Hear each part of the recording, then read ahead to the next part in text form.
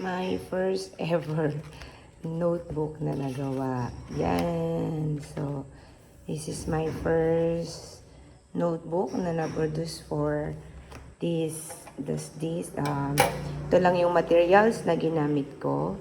So, ito yung yung pambutas para dun sa spiral, and then yung pangkat natin kasi merong konting excess para dun sa size niya. So I don't know how to size yet, so syempre search muna, tutorial muna, and then soon I will have a devotional notebook, lalo na yon kasi we want of course to journal our devotional every day for the Lord. So this is my finished product and I love it. I will use it every day.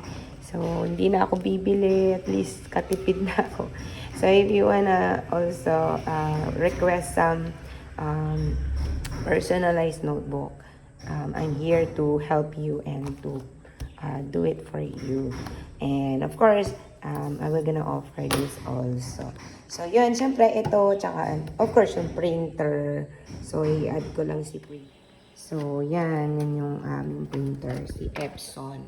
So, ano lang to, basic lang siya. So, I hope na syempre, bless pa tayo ni Lord so that we can produce more. Yan. So, that's it for today. Thank you. God bless.